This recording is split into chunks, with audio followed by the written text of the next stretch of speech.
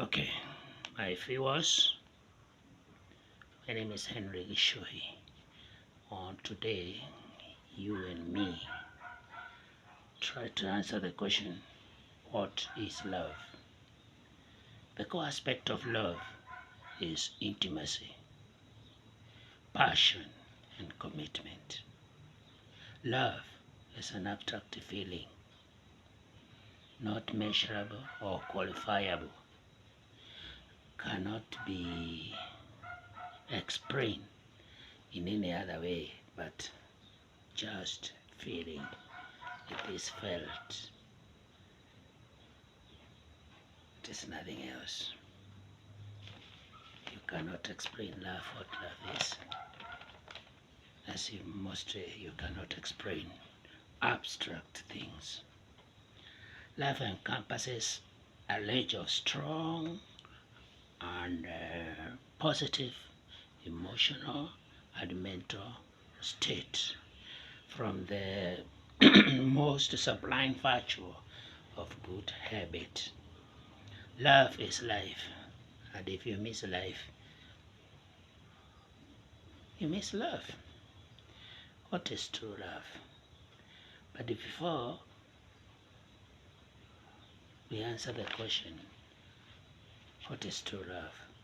Let us also try to interrogate whether there are two types of love. There is true love and untrue love. Do true love exist parallel to untrue love? To my view, I don't think there is untrue love, because if love is untrue, that means it is not there, it does not exist. It is talking about life and lifelessness. If something does not exist, then there is no need trying to interrogate something which is not living, something which is not realistic. What is true love? That is a question I think we don't need to try to answer. It will be wastage of time to establish whether there is two types of love. When only there is one love, one feeling, one abstract feeling that exists, that we cannot explain more than just saying it is a feeling, it is felt. In the Bible, in the book of 1 Corinthians, chapter 13, it explains about love. Love is not a command, it is a list of good and acceptable habits. Love is patience. Love is kind. Love does not envy. Love does not boast. Love is not arrogant or rude. Love does not irritate. It is not resentable. God is love, according to the Bible. If you don't believe the Bible, that's not a question. We don't need to have to be Christian, Muslim, atheist, monotheist, polytheist to understand something that really exists. Because the first question you should ask ourselves is whether love really exists. But I have said that love involves all the crannies of our life. Because from birth to death, there is a quest of love. If you miss love, you miss life. Most of the mental questions, or rather mental problems, originate from lack of love. An absence of mental problem or mental health. If you're healthy in mind, that means you have insufficiency of love, because lack of love will bring rejection, anxiety, depression, low esteem, and or other host of problems. Then, what do we do?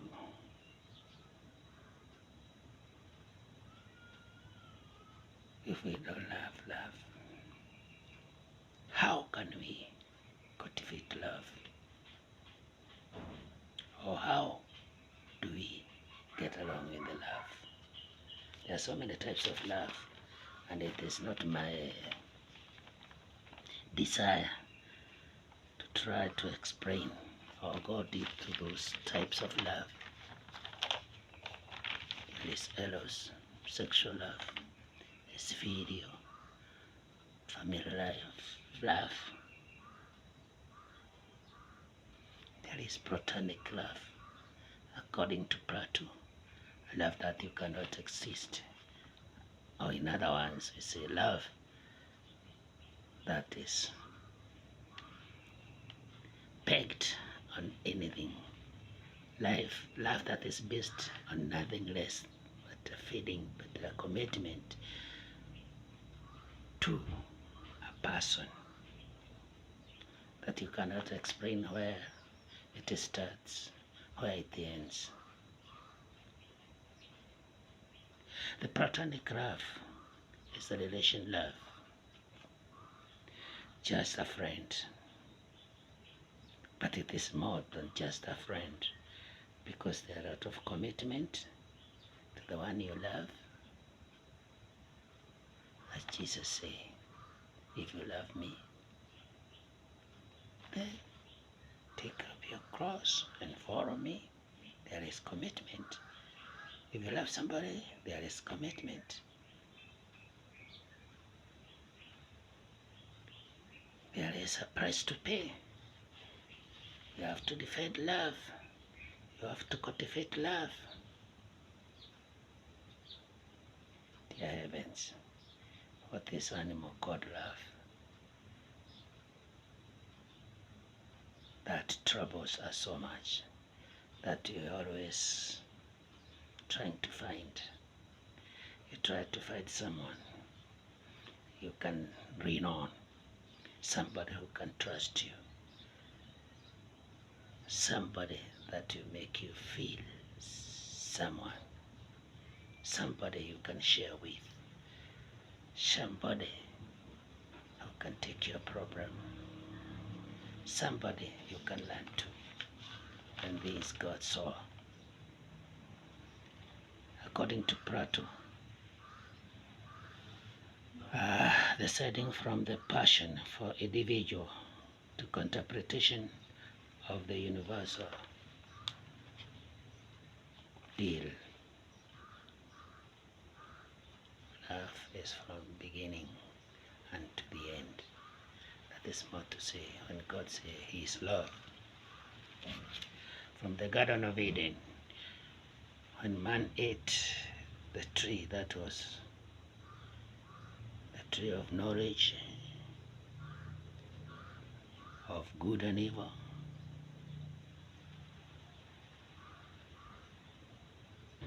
sin entered into man, and Adam was put out of the Garden of Eden. But God, because of His love, He established a solution that the man, this man's child that will be born from the family of Adam and Eve, will strike the serpent on the hand, and equally the serpent will bite the heel of the son of a man. The Bible says, for God so loved the world, He gave His only begotten Son, that whosoever believeth in Him might not perish, but have everlasting love, everlasting life, everlasting relationship with the Maker. Maybe you don't have to believe the Bible. You don't have to be a Christian. You don't have to be a Buddhist.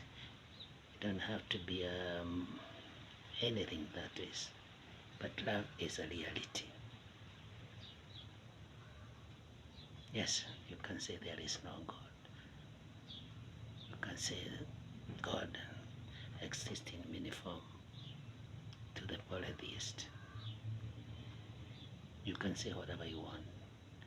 But the question is, can you prove the reality of what you believe or what you hold to be true? You don't need to glorify God. So if you want to be an atheist, you can be an atheist. You have that freedom. You can say there is no God. You want to be a revolutionist, you can follow Charles Darwin with his theory of evolution, which does not hold any water. Because if the apes evolved, today we may have no ape with a tail. And to prove that there was evolution, we have archaeologists having the jaw of Sahelanthropus in Nicole before near Lake Rudolph in Kenya. And from this bone of the jaw, we prove there were big people with big jaws. And we talk of Homo habilis, Homo sapiens, Homo erectus, and all what kind of evolution theory. But these theories do not hold water.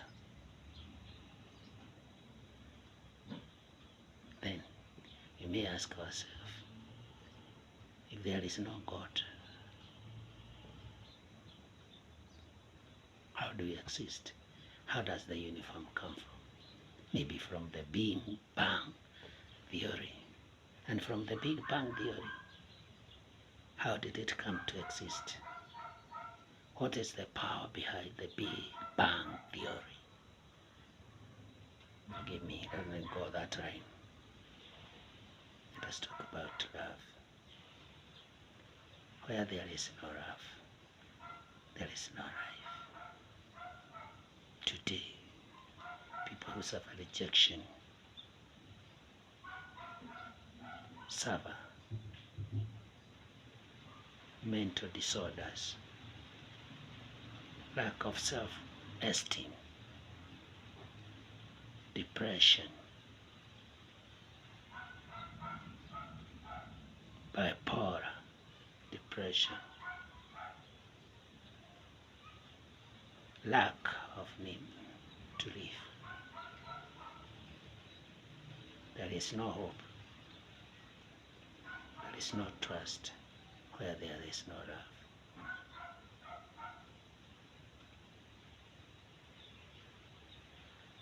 God is love.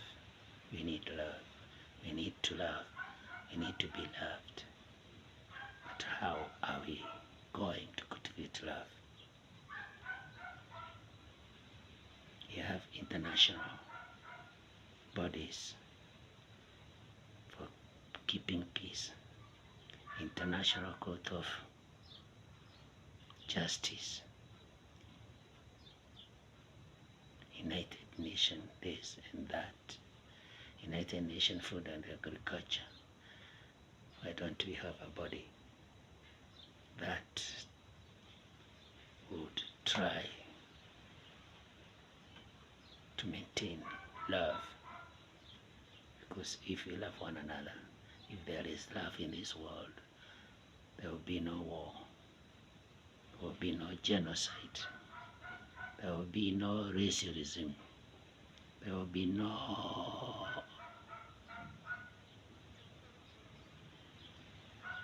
anything evil, because love will cover all this. You cannot do anything bad to your brother, to a fellow statesman, if you have love. There will be no terrorists. We will be having ambassadors of love. Surely, how do we fail to cultivate this one single thing, which is life? Because love is life. Without love, there is no life. God help us. Maybe the next question maybe help us to understand who we are